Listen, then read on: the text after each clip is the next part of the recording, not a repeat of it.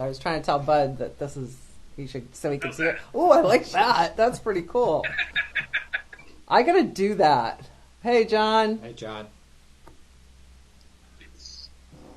Oh, I like that. I gotta download that app. Can you put flowers behind you because it's spring and stuff? It's not an app. It's just downloading a picture. Oh. I'd have to find a picture of the flowers that you wanted, and then I just any flowers. set it as my background. I don't care. All right. Yeah. I mean, Tim's got, the background of an office to make it look like he's at the office. All right. You make it look like you're in outer space. Right. I'm keeping the peace between Darth Vader and Luke Skywalker. Yeah, I got it. That's like funny. part of the lightsaber sticking out of your head. You like that? I like it. Okay, it's 2:00, Bud. Okay, to call the meeting to order. Present are Tim Keeney, Selectmen. Tim Patricus cannot be with us at tonight's meeting. Mike Marinaccio, the Chief Financial Officer. Brian Wissinger, our Assistant Finance Director. And Kim LaFleur, as well as Chief John Roach. Is Glenn going to join us, John? He's going to try. They're on a call right now. Okay. I'll just give a quick overview before you make your comments, Chief. To date, there are 20,360 positive cases in Connecticut, 1,423 deaths, 64,192 tests performed so far. I guess that's being ramped up. 1,949 hospitalizations. In Summers, as of this morning, we have 37 positive cases, 16 of which are at the prisons, and one unfortunate death so far. So, Chief, you want to step in and give us an update? Sure. So we're definitely keeping busy. We are seeing an uptick in calls, particularly to the Department of Corrections facilities. They are long trips also because we have to take them down to John Dempsey and Yukon, Farmington. So that is keeping us busy. Just to put it in perspective, this time last year we had 450 calls. Right now we're at 580. Wow. So our year-to-date call volume is definitely way up there. We're doing anywhere between 8 and 14 calls a day right now. We have entered into a partnership with Enfield EMS, and we're helping. Together we're trying to get an ambulance primarily designated towards responding to the prison calls. And then if it's also available to either town as a backup unit, should the first couple of our ambulances be out of town. So this mutual aid is working successfully. In fact, that's great. It's actually on the road right now, so I mean we've had good luck with that truck. It's been out every day. This partnership that we're doing, so it's helping our town. It's helping Enfield out, and we're going to continue that until we get our third ambulance. Our third ambulance, again, as we said, is on order. It should be here. Now they're saying the second week of May. It's the latest ETA that we've heard. But in the meantime, since we're in the middle of the pandemic, we entered into the partnership with Enfield, so that's helping us out. Good. Good.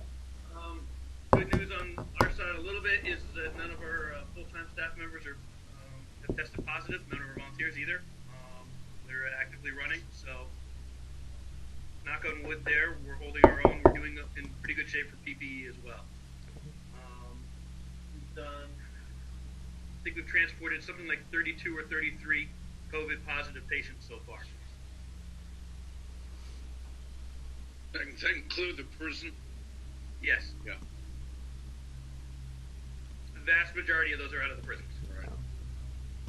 So it's hard to forecast, John, but once we get the third ambulance, we should probably still have access to the fourth ambulance, if that's the case with Enfield, just in case we need to. It gets into licensing, so the partnership we were able to do because we are already licensed to run 3 ambulances. So the state said it was okay for us to do the partnership with Enfield because it wasn't violating either of our licenses. Mm-hmm. So that becomes null and void then once we get our ambulance. Okay. All right. Correct. One thing I wasn't clear on, this is Tim, was I think you mentioned something about 20 positives with the COVID-19 virus, 16 from the prisons.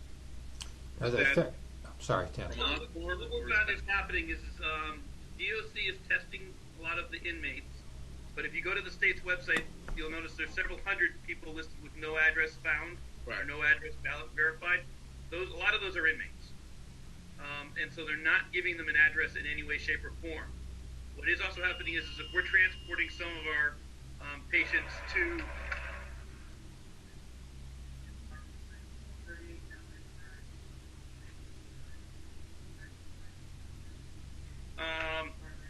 I might have to go in a second here.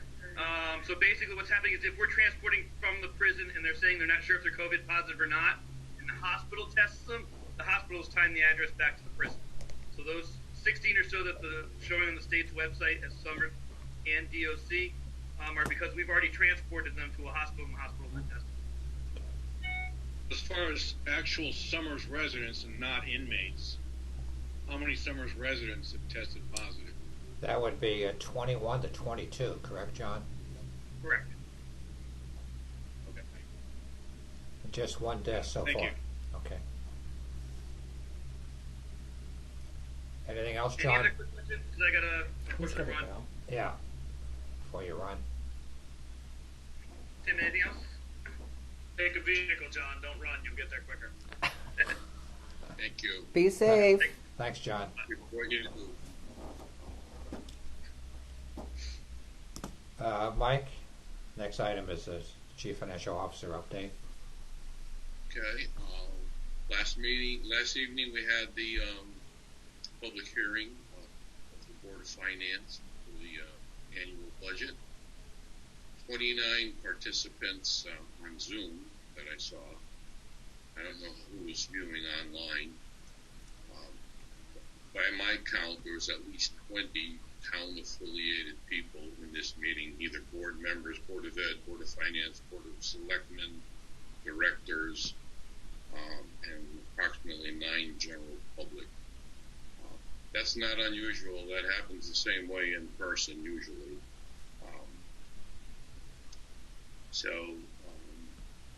I thought everyone did an excellent job on that. I thought it went very smoothly, considering that first time we ever conducted such a meeting in that kind of a format. I thought it was great. And the Board of Finance held a special meeting after the public hearing and voted unanimously to pass the budget on to the Board of Selectmen. There were just 2 comments by board members, and they both related to they would ask that both the town and the Board of Ed be conservative and monitor their expenses, which that's fine to say. We normally do that anyway. Right. We'll redouble our efforts because of the environment we're in right now. So, Absolutely. we have gotten some feedback from some people on the fact that there was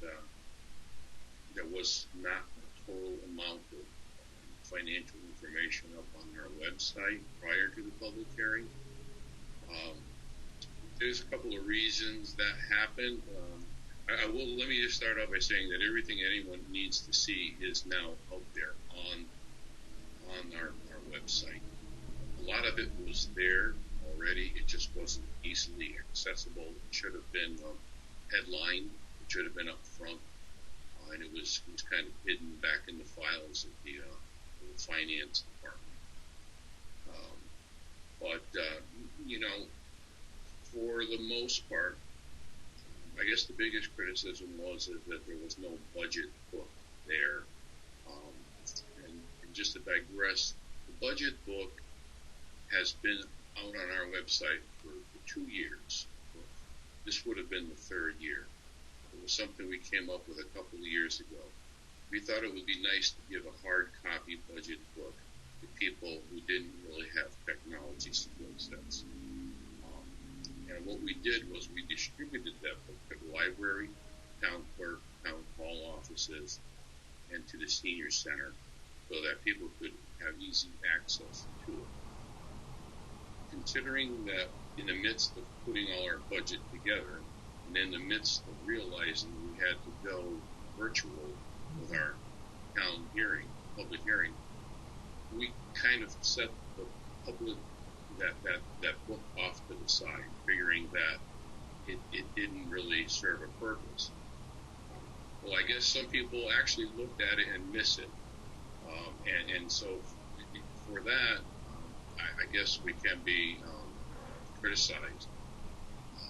But the information that is, let me just say that the information that is out there, that is the slides from the public hearing, the revenue budget and the expense budget detail, and the budget flyer, all have what would have been in that budget. So I mean, if anybody really wants to dig and look, all the information is there. And the one final piece to all of this is that the budget has not been adopted. And so that information is out there. The public can still look at it. They can still comment. They can still email. So the other comments we got were some were very unhappy that there was no town meeting and no referendum. And what we tried to explain is that it's really not anything of our doing. I mean, it's kind of beyond our control. You know, we're complying with a governor's executive order related to the COVID pandemic. You know, it's for the health and safety of the community.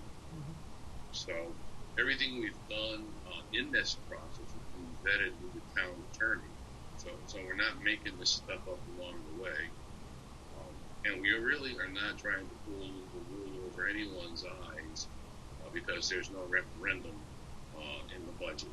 And that would be quite a hard thing to do given the number of people who vet the budget, the Board of Education, the Board of Finance, the Board of Selectmen. You'd have to have everybody in conspiracy and on board something like that to happen. And we know that that's not the case. No. So we're not trying to hide anything.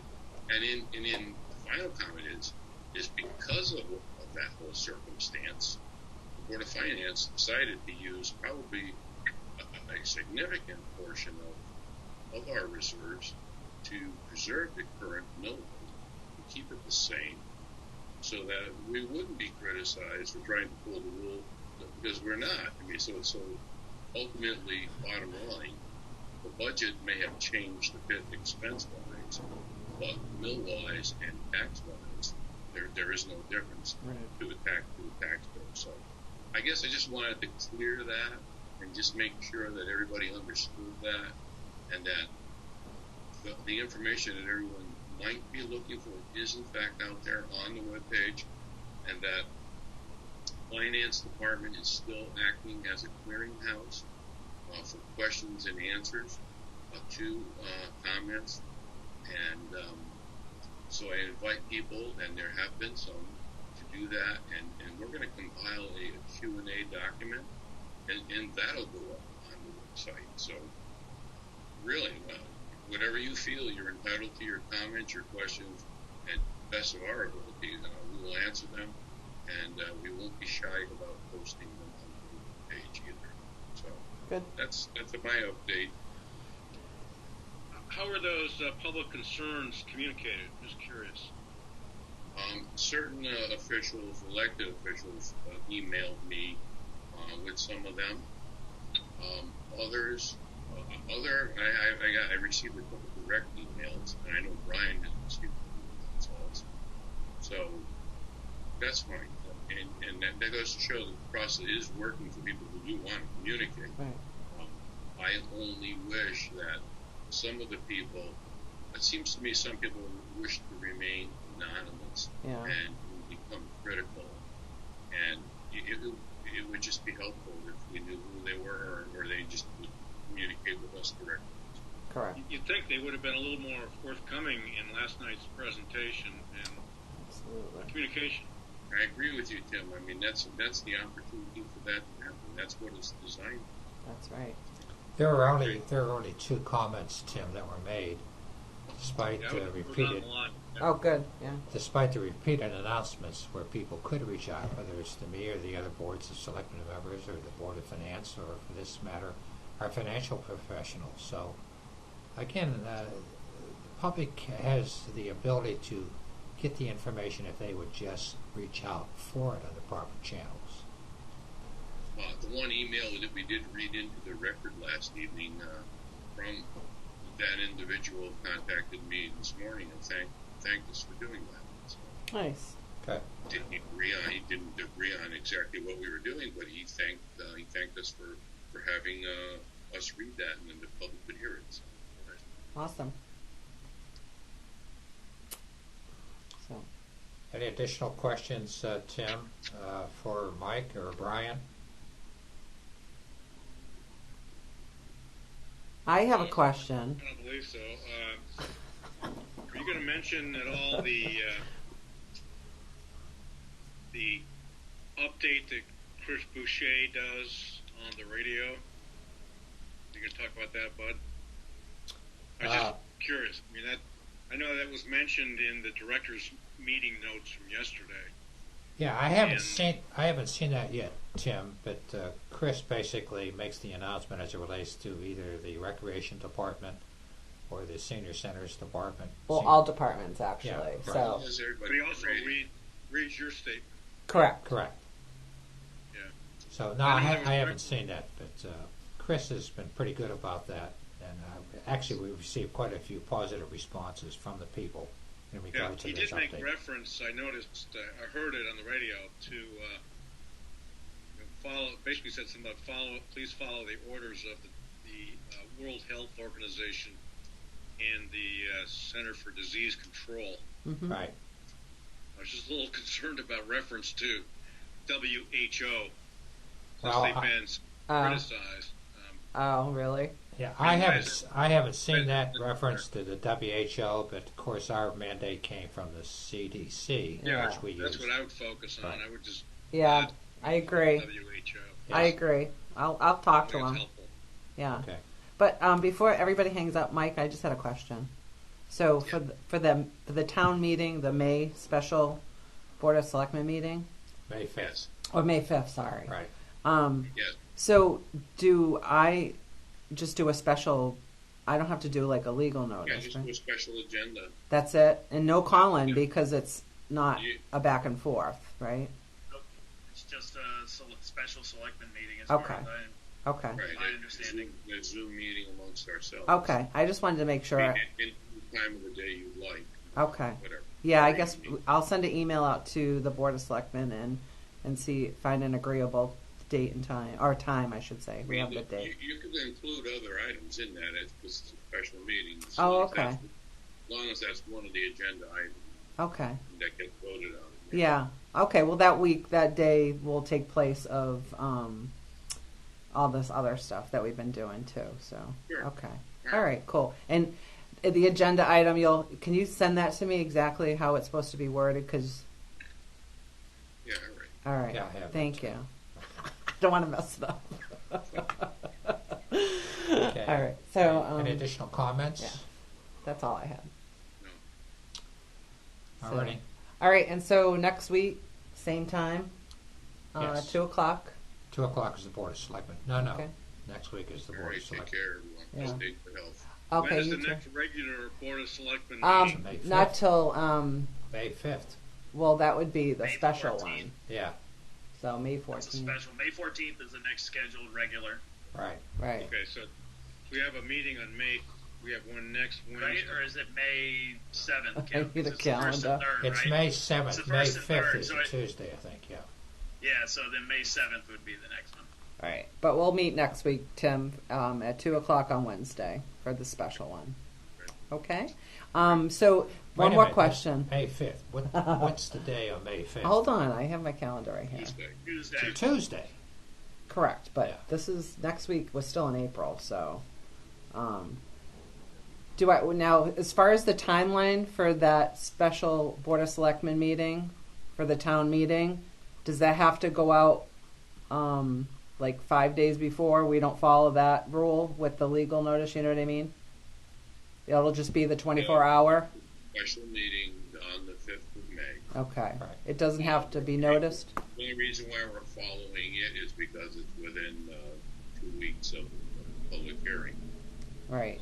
which is part of the charter. Okay, so I don't have to, But okay. then we're going to, the following week is on the 12th is when they'll adopt it, which would have been the day of the Okay. referendum. All right, I just worried about how when I have to notice it, that's all, or warn it. That's Yeah, all. I don't think you have to, Ken. Okay, I just was worried about that. So, and I don't have to put that on the board outside for any special reason, because.